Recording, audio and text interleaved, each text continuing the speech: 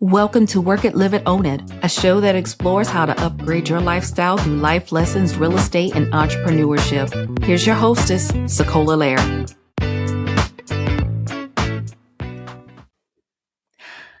Conflict is an inevitable part of life. So whether you're dealing with a disagreement at home, in your business, in the workplace, or even the occasional social media outburst, we've all been there. Christina Rivera is who I'm speaking with today.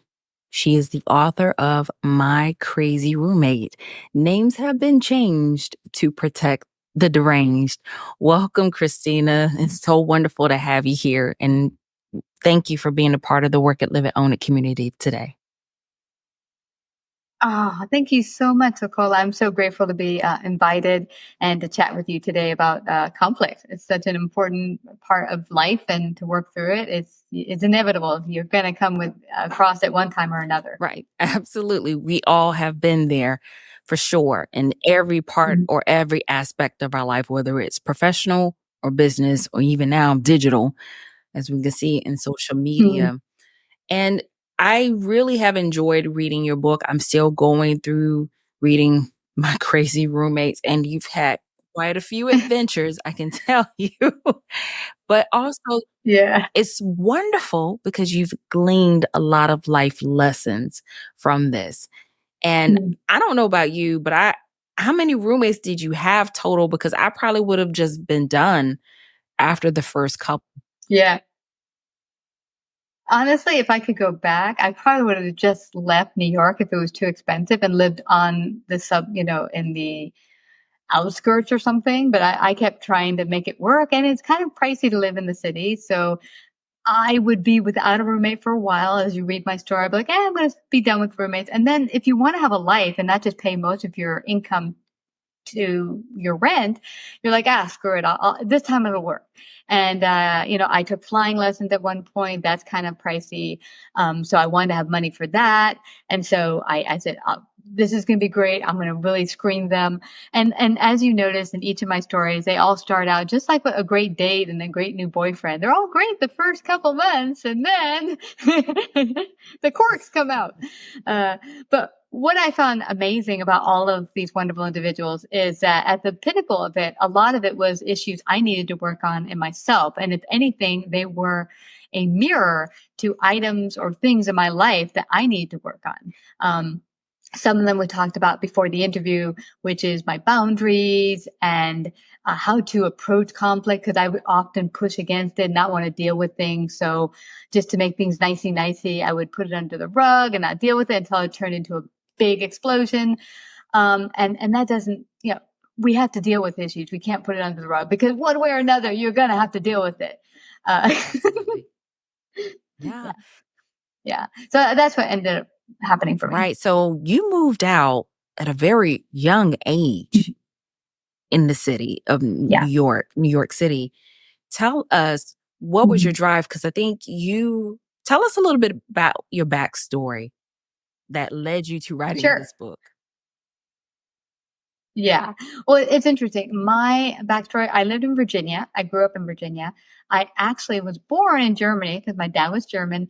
And as my mom always jokes, I was so impatient with life that I wanted to get out of the womb early. So I was 3 months early and jumped out of the womb earlier. So my mom actually had me in Germany when they were anticipating to have me back in the U.S. But I was so impatient, they had me over there. I have a U.S. birth certificate because they went to the American consulate. I'm mom's baby. So yes, I was an American citizen, but I came 3 months early. So I was the first 3 months in a incubator as they had to nurse me to health so I could be healthy enough to get out of the hospital and travel back to the U.S. And then my mom, who's originally from the Bronx, New York, they moved back to the U.S. and with my dad in tow. And they lived there the first 2 years. And then after that, my dad was like, hey, he got a great job working in Marriott Hotel and Watergate and all that area down there in DC, and convinced my mom, let's make a new life of it in Virginia. So that's where I spent all my formative years.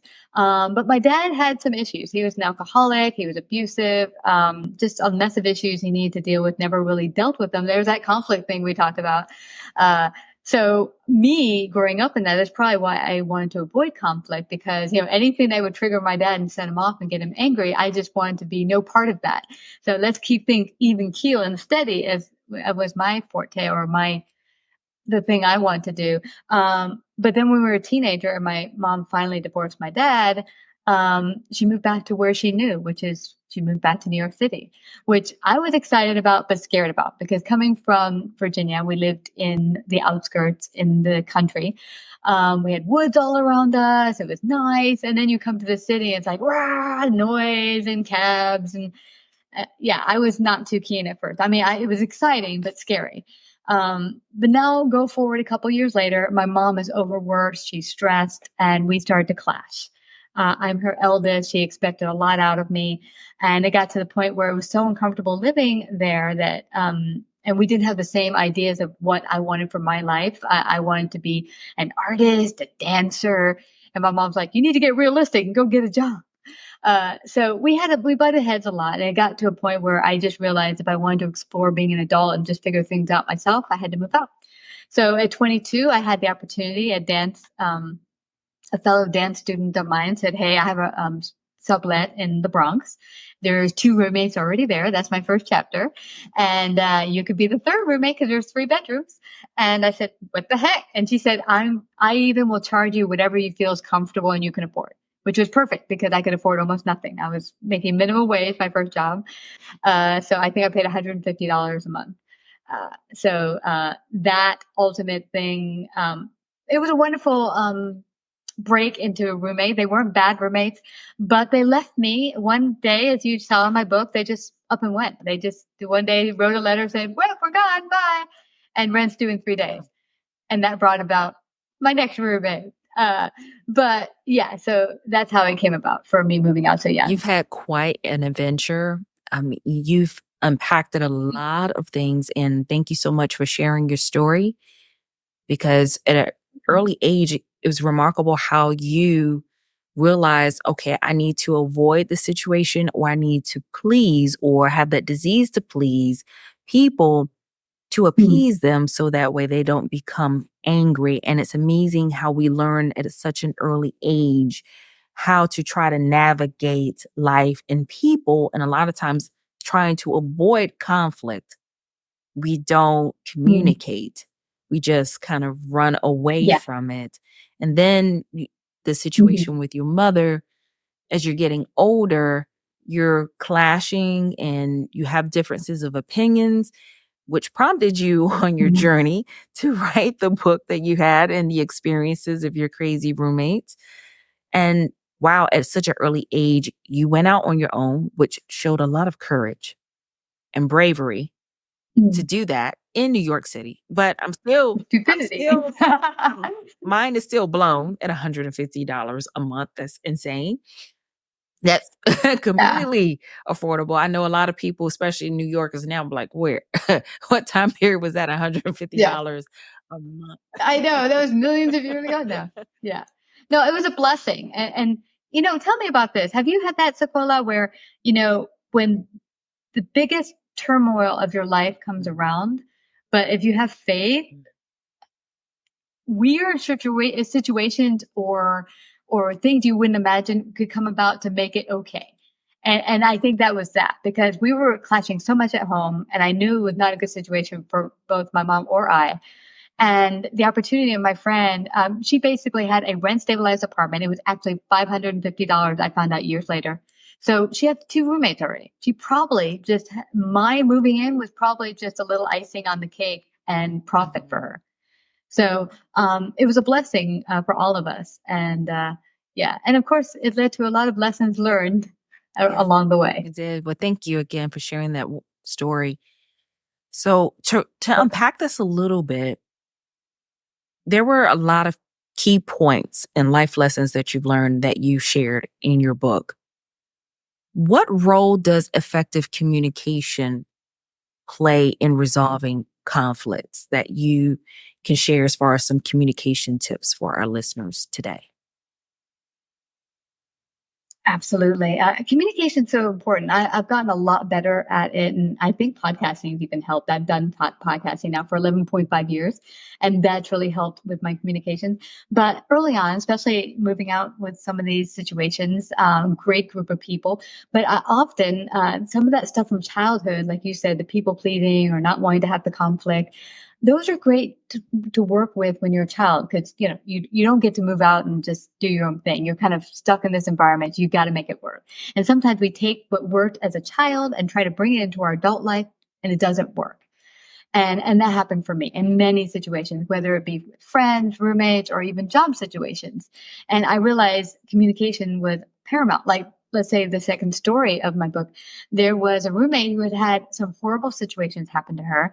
And I just kept letting her spill out all these horrible details, thinking, oh, I'll just help her talk it out. We'll just talk it out. But what ended up happening, and I don't know if you've had this experience, that sometimes when something horrible happens and you're like, oh, this happened. And you go into it and you keep retelling the story and you get more and more revved up and more revved up to the point where now it's like a big monster. And yeah, and it turned into a huge monster. And it got to the point where I couldn't help her.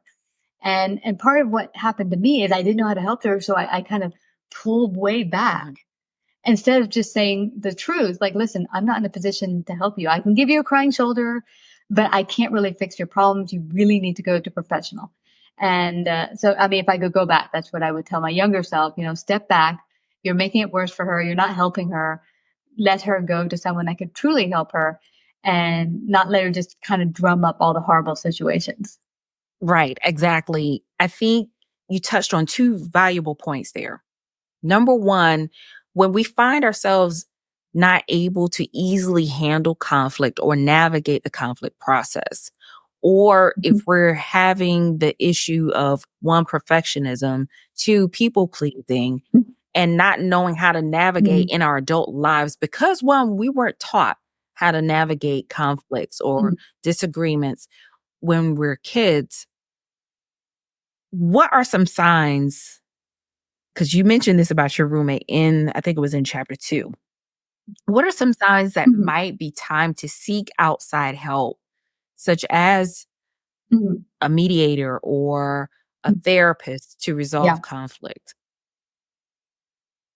Yeah, I think the signs, if I were looking back as my older self, the sign was for one, she was getting too attached to me. When we were first moved in, it was happy go lucky and easy. We're cooking dinner, singing songs together, maybe on the weekend going out for coffee once in a while, but it was easy breezy kind of friendship. And then as some of her darkness came out as far as stuff that happened to her, really bad stuff, and she was sharing it with me, she became so wrapped up in the horrible events and she felt like I was her savior. Mm.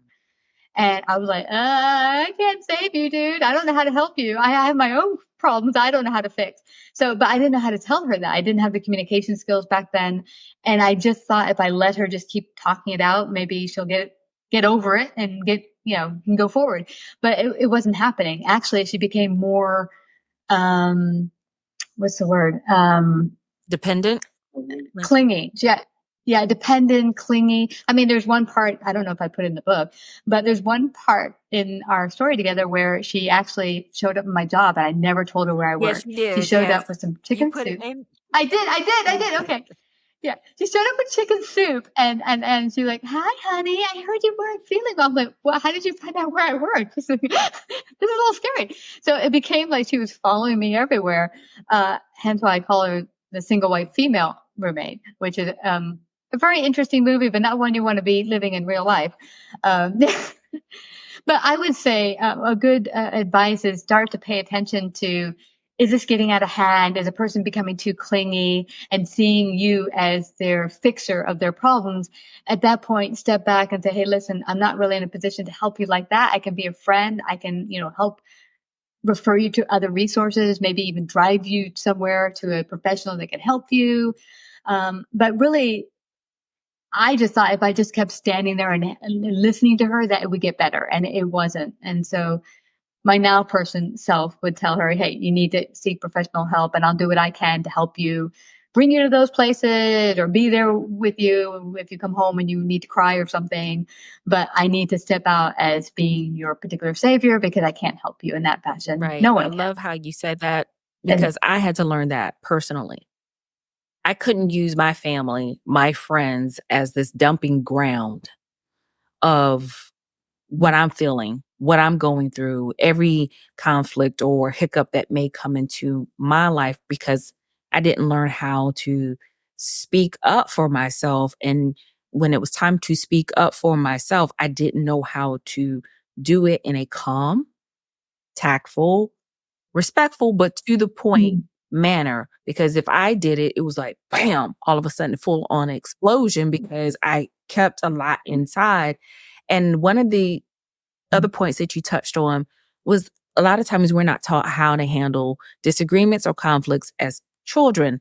So, one valuable lesson I learned from my father, and I'm still learning to navigate that even as an adult, is mm, when you want to communicate something, but you can't or you're not ready to say it in a respectful way, go back, think about how you mm, can say this in a respectful way, in a loving way mm, to the other person. mm. And then when you're ready, come and communicate. So sometimes we do have to take that pause. Another one that I just saw Yeah. on social media of all places was a father. It was Yeah. a podcast guest, of course. And this particular father was having a disagreement with his wife. And the child heard Mm, it, and they weren't yelling or anything. They just had a difference of opinion, and they were mm. sitting across from each other, Yeah. and they were voicing their opinion. And the child was like, "Daddy, are you guys having an argument?" He said, "Yes, we're having a disagreement." And the child said, "Are you going to get a divorce?" Because so many kids now are so used Mm, to, "Oh, my parents are arguing, so they're going to get a divorce." He was like, him and his wife started laughing. He was like, "No, we're just having a difference of opinion." And he asked his wife, he said, "First of all, is it okay if he sits in?" And so he had the mm, child to sit there and watch his parents voice their difference of opinion and then ask the child, "What did you observe?" And the child said, "I observed that both of you had different viewpoints, but you were able to talk about it. No one was yelling, no one was screaming, no one called each other a bad name. But when you were done, you mm, found you were able to work it out."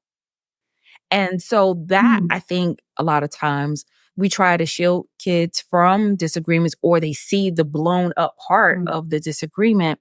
So I think two valuable tips is one, don't communicate mhm, until, first of all, seek therapists. If you have a lot of trauma, childhood trauma or trauma in your life, seek a therapist mm, because your family and your friends do not want to be carrying that load. I'm a firm believer everyone carries their own load. mhm. So seek the help Yeah. that you need to seek to get that done, professional help. Two, Mhm, when your children see you having a difference of opinion or teach your kids, which is something I didn't learn until I was later on a teenager from my dad, is wait, get your thoughts together. mm, And when you can communicate your thoughts, because you have opinion, you have a voice, but do it in a respectful yeah. way. And if you can't, then don't say anything until you're ready to say it. And Until you're so ready. there is a Good difference. point. Like for my brother early on, when he was my age as a teenager, Mm, he could communicate his opinion. He was very opinionated, but he would do it in a respectful way. Whereas me, I would hold everything in and then all of a sudden I was like, "Bah!" Full yeah. blown. So I love how you touched on those points, guys. And if you for our viewers and our Mm, listeners today, if you have any other suggestions as far as how to teach children these skills of conflict resolution that will help them in young adults, please put that in the comments below. We would love to hear from you or leave a voice memo on my Spotify or on my website, workitliveitownit.com. Now, the end of chapter 2, Christina, you mentioned a yeah. valuable point here, and it was a aha Mm, moment for you. You said that there are solutions for our problems if we think creatively outside the box. Seek to add yeah. value in different ways to get what we want. Wow. Yeah. So, are there healthy ways to prevent conflicts from escalating into destructive arguments or fights? What are your thoughts on that? Yeah, I totally think there is now. I mean, back then I couldn't see how you could possibly make some of these situations work. I mean, I had told you just before we got started with our interview that actually later down the road, as a 30-year-old or so in a career position, I was in this idea that I'm going to reach the pinnacle of VP someday and then I'll have it made. So I was working for a wonderful finance company and I got along very well with my coworkers, my manager. But new management came in above my manager and they said, we want to revamp the department and make things work better. And I thought, I have so many ideas. So I then got, thought I'll be proactive and I'll put together a big report and send it off to the new management team. And of course, what I did, I caused conflict between my then manager because she's like, you went behind my back. Now, even though they asked for all of our opinions, I didn't think at the time, why didn't I share it with her and maybe work as a team with all of the people that we work together in our group, that we could come together and make a changes or something that would affect the department, that we could all bring our own individual ideas and then make it even that much better. Because maybe my ideas, there were some good points, but there might have been people on the team that could even make it even better had I thought to bring it to everyone and we share and we go over it together and bring it to the new management together. I kind of just caused tension and conflict. And of course, at the time, I saw myself as a victim of, why is she being such a jerk? They asked for our opinion, but without realizing that I was a big cause of that by not thinking to include everyone around me. So that was a big lesson at that time, to think creatively and to not think that all the creative solutions has to come from one Mm, party. I love that. I Yeah. love that. Yeah, because a lot of times we're so motivated, we're so gung ho, and you have all these ideas and Yeah. solutions. And sometimes we just, again, need to take that step back and ask, hey guys, what do you think? What do you think will be Mm-hmm. some great ideas or viable solutions? And again, learning a lot of life lessons as an adult. A friend of mine told me, we're not an island. No man is an island. Yeah. Sometimes we want to be that way, but then that's where isolation will get us into trouble. So getting that feedback Boring. Yeah.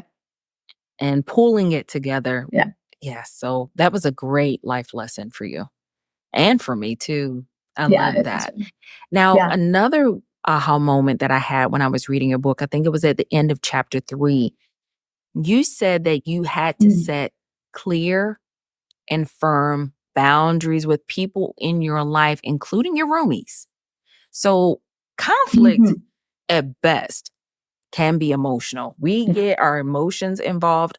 And a lot of times it's not necessarily our feelings, but it can be our egos that can get intertwined in there Mm-hmm. too. So, how Yeah. can individuals manage their own emotions or egos during a conflict? Mm. And why is this so important? Yeah, I mean, it's interesting because I think each person coming into a conflict will primarily see themselves as the right way to see things because no one thinks when they have an idea about something, my idea is wrong, your idea is right. We all come to the table thinking we're right, you're wrong. And sometimes with that mentality, you're not open to see all the different angles because sometimes there's more than one right, meaning they can be right and you can be right, or maybe parts of what both of you are saying are right and some parts of what you were both saying are could be wrong. Uh, but it was interesting with the boundaries that you mentioned with that particular roommate. She was fabulous. They were all fabulous. But what ended up happening at that moment in time is, again, I wanted to keep equilibrium. So as things started to shift in our relationship, and I wasn't making myself known about how I was feeling, and you kind of let things keep going and then they get to a pinnacle where things are really not working. Now you have that thing you mentioned where you kind of both explode and you both feel offended or whatever it is, instead of realizing had you both come to the table as things were building and things didn't kind of meet, how do you say it, meet what felt comfortable for both of you, you could have talked it out and said, hey, this is not working for me. Here's why. And they could say, oh, well, Christina, this ain't working for me. And here's the reason. Now you can both come to boundaries of here's what we both need from each other. And I had the perfect idea to this. I have a really close friend, many, many years. We knew each other all the way back. And we started to have a lot of disagreements because she kept canceling dates with me. we're hanging out for coffee, and all of a sudden she called at the last minute. Sorry, not free. And I'm like waiting at the coffee shop. And this happened several times. And this one particular time we had something planned to spend the weekend together and watch Netflix. Well, it wasn't Netflix at the time, but, watch some videos all week long. And then she said, oh, my friend's coming to town where her paintings are going to be in an art exhibit and I need to cancel. And so I just felt like, I'm always put on the back burner and I'm like, whatever, you're there when I need you and whatever. So I kind of sent this really angry email. I don't believe it. You keep dumping on me. La, la, la, la. You know how it goes in writing. It Huh. doesn't look good. So no, so when you write it and you're angry, it's not going to come out good. So anyway, thank God she was understanding enough to realize I was just very angry. And she said, we need to talk. So she immediately came over to my house that evening and we hashed it out. I kept saying, here's what I feel. You keep dumping on me. You keep, putting me aside and put everyone first. And I feel like I don't matter. And she said, well, I always feel that you want to be on my calendar like a billion times a month. And I have other things and other friends. And I just felt like you're not giving me a break to explore other friendships. And so we both decided at that point, what we're going to do is we're going to very honestly, when we feel like hanging out together, send an email. Hey, are you free? And they say, yes, we hang out. They're not, we don't.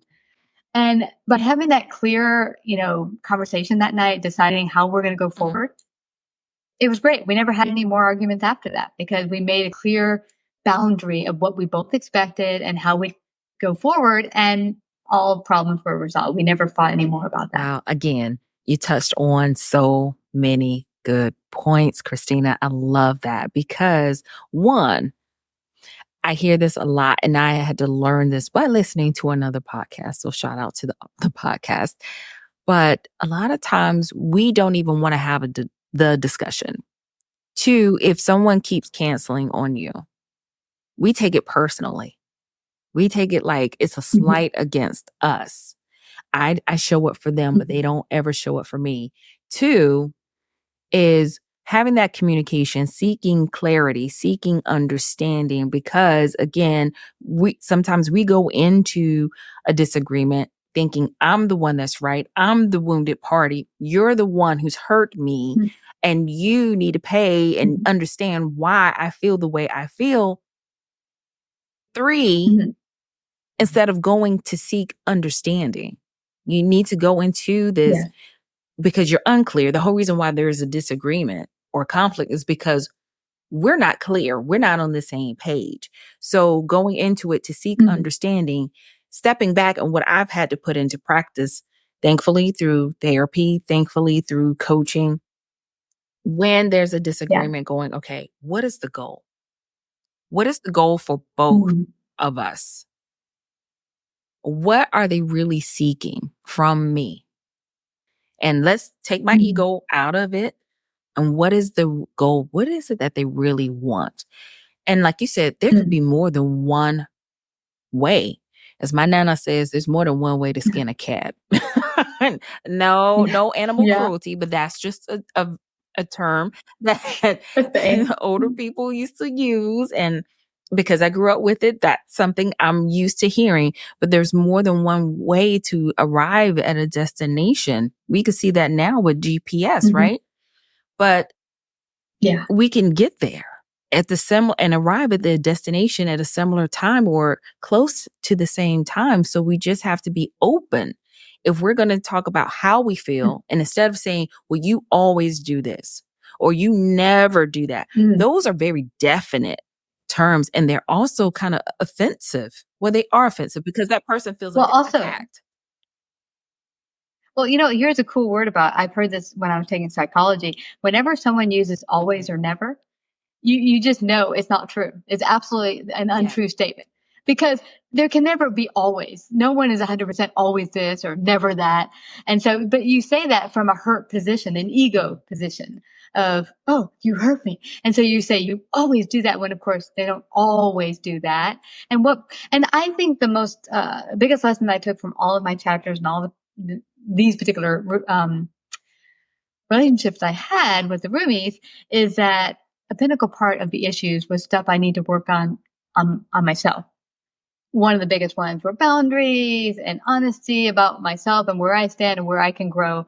And I think I'm hoping people not only look at it like, how can I make better choices, having a roommate perhaps, but also what can I learn about myself and what can I make better about myself and learn about myself. Absolutely. You're right. Absolutely. Because a lot of times we hear the term, they triggered me. I was triggered.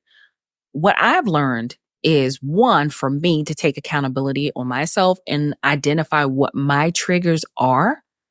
And when that trigger Mhm. does come up, because it will come up, because I don't wear a sign that says, hey, I get triggered by this. Mhm. No, nobody's going to pay attention to that anyway. It's my feelings. But I've had to learn how to navigate when Mhm. that trigger comes up and realize, okay, that's a hook. Now I have a choice. And I mentioned this in another podcast. I have a choice. I can recognize that hook for what it is. I can be the smart fish and I can swim around that hook. Or I can bite that hook. And Mhm. when I bite that hook, guess what I'm doing? I'm tussling, I'm fighting for my life.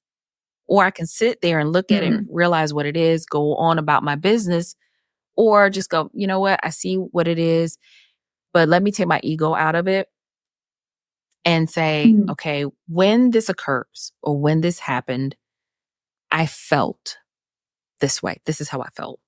And a lot of times, Without saying, I felt that because you did it. I think the thing is, we often say, you made me feel this way, instead of, I feel like this, not triggering, like it's about you. You did it. It's like, no, I feel like this. This is what I'm feeling. This is what I'm going through. But, it's the things we do, we don't think about. And that's such great communication to realize, take the you out of it and say, this is what yes, I'm take feeling. ownership. We got to Yeah. take ownership, people. And I think we've gotten so far away from taking ownership of our actions. We're teaching our future generations Mm, not to be accountable and take accountability mm, of our actions, our thinking, our feelings, because at the end of the day, they are ours. And if we're always putting the blame mm, on other people, we're never taking the time, one, to get to know ourselves, two, how to navigate and have healthy relationships and healthy communication, effective communication. So, one more question I have for you, Christina, and this one is kind of more in a mm, business aspect, because I do have other realtors who listen to this podcast, business owners who listen to this podcast. How can you work with someone to get them from being a mm, naysayer to a client? How would you navigate that process? Are there any suggestions that you mm. would have based on your experience? Absolutely. I actually, a couple of years ago, or many years ago now, we put together these live events where we would help business owners. Um, Say they have an upcoming event or a book or something and they want to launch it. Instead of coming on the podcast, we put on live events in front of an audience that we would professionally video for them. And then we'd have an audience of, say, 25 to 50 people and sponsors and the whole shebang. We told the people that would join us as a guest that you would get all their emails, you get to meet people at the networking event afterward. So it turned into a wonderful event that people really enjoy. But the biggest, and I'm sure you get this in business yourself, one of the biggest things that come up for people is like, well, I love the idea. It would totally help my business, but it's kind of outside my price range. And, and it often comes up. One of the biggest things you hear from people, oh no, it's finances. I can't afford it. I can't afford it. Um, but what I found interesting is that when you really wanted something bad enough, people could find a way to afford it. And here's some of the mistakes I made. Early on, some people I knew in business for many years had become friends with me and they said, I would like to be part of this event, but I can't afford it. And so then I would bring down the price and you get the friends discount. And it ended up harsh feelings, didn't get payments on time. And you can imagine as you become friends with someone, it becomes even harder to get payments. But then, when I realized that I was actually causing conflict, and instead of dealing with like, here's the value I'm providing, and you're paying for that value, and if it's something that doesn't work, I offered like I was in partnership with PayPal where they could do what do you call it, subscription based things, so they could pay with PayPal and then pay PayPal within 6 months and have interest free. Boom. So that was one we worked out. We also did a subscription model where you could join us for the year and pay a monthly fee. That way you could get the services you need, all sorts of services without having to pay everything once. Anyway, that worked a lot better. But what I realized about not having as much conflict and getting rid of the naysayers is to be honest about what value you're providing. And if they're ready for it, they'll say yes. If not, they might not be ready or even really that interested. And when we stopped doing that and we just put it on in fact, after a couple of years of doing that, we actually raised our price by triple. And we got everything booked out. No problem. No one tire kicking, no one giving, because the people who were actually ready saw the value. And that's another thing I would tell to your business owners and all sorts, that don't underprice yourself to think I'm going to get in there with the lower price to try to beat out others, because all they're going to say is, all right, what's wrong with that product? Because it's too damn cheap. Everyone else is charging 1,000, 1,500, and she's charging 500. It must suck. And they kind of get a feel that this is not a good product because it's so cheap. You know, you get what you pay for is how it feels. And it's probably what they're thinking. So really make sure you are providing the value you say you provide, and then just don't negate that, and don't do the friend discount, family discount, because then people undervalue what you're providing. Love it. Again, you're setting clear boundaries. Boundaries. Yeah, it's taken me a while, but Look, the important thing is that we're 1% better than we were the day before. That's the important part. And I learned that lesson from my grandmother. I guess, Nana, today is your day. But my grandmother was a wonderful seamstress. And my mother sews, my aunt sews, and they sew so beautifully. I was spoiled. I grew up with a lot of clothes that were sewn for me that fit my body. And one day, I never had anything sewn by my grandmother. She's 97 years old now. And I never had anything sewn by my grandmother. So when she was still sewing, she would sew my classmates' prom dresses. She was the go-to person. I went to my mother. Grandmother, I'm working full time. And I said, Grandma, I would love for you to sew some clothes for me. I don't want to buy clothes from the store. I want clothes that were sewn by my grandmother. Now she's given me clothes. Like I still have clothes that she wore in the 50s that are still good quality that I wear today. You know what my grandmother did when I asked her? She looked at me, and Nana, she knows she's savage. But she looked at me, she says, you can't afford me. And I said, Grandma, how do you know? no. Grandma, how do you know? I work a full-time job. You don't know what I make. And she looked at me, she said, you still can't afford me. My grandmother taught me that lesson. She knew what her value was. She was not going to decrease her prices. And even in real estate, we just had a conversation with another realtor. And he says he's losing out on listings because, well, this firm here or this agent here is doing discount commissions and things of that nature. And okay, that's fine. But if an agent is willing to discount their commissions up front now, what are they doing when it comes time for your negotiation? And this is the value that I provide. And if you want me to discount that, which of these would you like for me to take off? Because I'm not going to give you the full concierge service for a discounted rate and price.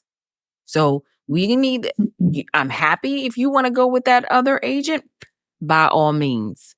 This is what I do. This is what my value is. I stick to what I'm going to tell you that I'm going to provide. What I say I'm going to do, I will do. Now, if you want to work together, that's great. If we're still a good fit, but which one of these would you like to take off? You want me to discount or pull back on negotiations? You want me to pull back on marketing? No, Probably not, because you want it sold. So that is just, I speak from the real estate realm, but I've also have other businesses where I've said, this is the price. We can do a payment plan. We can work it out just like you. But if you start discounting and you start wavering on things or compromising on your value, and you know the work and effort that you've put into something, then you will always be compromising. And not things wrong with compromising, but you will also be discounting other things and aspects of your life. What are other things that you're discounting in your life? So that's just some food for thought. Yeah. Food for thought. And Christina, I want to thank you so much for coming on. We've touched on so many beautiful points. And guys, if you're listening or you're watching this video, if there are any other tips, ideas that you have that you've come across as far as navigating conflicts, go ahead and put those in the comments below. In the show notes, you're going to have ways that you can reach Christina. Also, Christina, what is the best way? Because I'm telling you that single white female story was cringeworthy. It was scary. Where can they actually get your book, My Crazy Roommates? Yes, they can get it at Amazon. If you want to go to my website, you can go to savvybroadcasting.com and click on books above. It'll bring you to both my books because my second book, actually. My first book really delves into my whole kind of breaking myself down and learning who I was in my mid 40s to 50s, and just that's what kind of launched me into starting my own business. So that was my self exploration, and maybe you can learn a few tips to yourself, to your own self exploration. And then this one was just purely fun and comedy with my Yeah. crazy roommates and some lessons And we're learned. going to have all of Christina's information down in the show notes as well in the description. So be sure to check that out. Make sure you follow her on her social media to keep track of things and other books that are coming out. Well, most importantly, guys, thank you so much for taking the time to listen to this episode. Don't forget to subscribe, rate, and even review the Work It, Live It, Own It podcast. Your feedback helps my audience to grow and to reach more people with the mission of fostering understanding, effective communication when it comes to conflict resolution that we were talking about in this episode.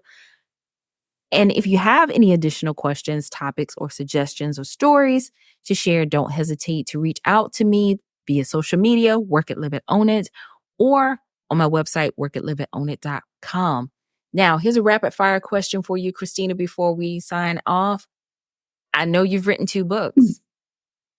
And you've done many things. You've even traveled to Puerto Rico. But if guys, you want to hear about the story of her going and living in Puerto Rico, you got to read her book, My Crazy Roommates. But if your life was a movie title, what would that movie title be?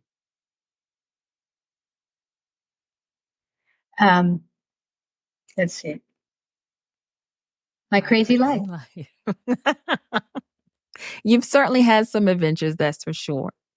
And thank you again, Christina, for joining. So until next time, remember that every conflict you face is an opportunity for growth and understanding and positive change. So keep navigating those conflicts with grace, compassion, and empathy. Until next time, guys, don't forget to work it, Thank you, live it, owning your SaCola. everyday life.